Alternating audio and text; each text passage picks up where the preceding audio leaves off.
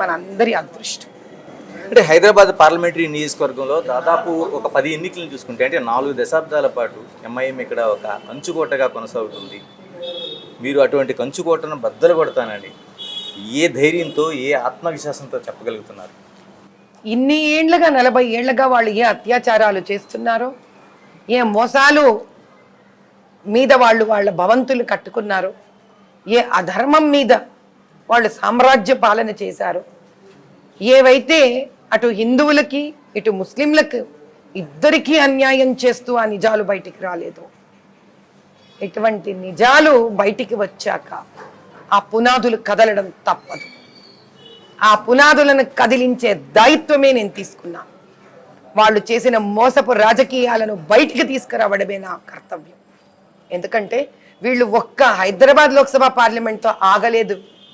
వీళ్ళ ఆగడాలు ఇక్కడతో ఆగట్లేదు. వీళ్ళు తెలంగాణ రాష్ట్రం అంతా కూడా రకరకాల ఇక్కడ పొలిటికల్ పార్టీలతో చేతులు కలపడం, ప్రజలను మోసం చేయడం, ఇప్పుడు దేశవ్యాప్తంగా కూడా వెళ్ళాలనుకోవడం, ఇది ప్రజలకు తెలియాలి. ఎందుకంటే ఓటు వేసే ఒక ఓటు హక్కుదారుకు ఏంటి వాళ్ళ హక్కు? నిజం తెలిసి ఆ తెలిసిన నిజాన్ని ఆధారంగా వాళ్ళు ఓటు వేయాలి. కానీ ఆ నిజమే వాళ్ళకు తెలియనప్పుడు వాళ్ళు మోసంలో ఓటు వేయట్లేదా? నాకు ఓటు వేయమని నేను ఈరోజు ఎప్పుడు ఎవరిని అడగను.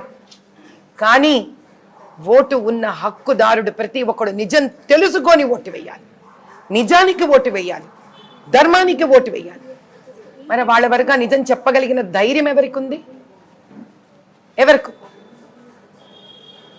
ఆ పని నేను చేశాను. మాధవరెడ్డి గారు, మీరు ఒక కీలకమైన అంశాన్ని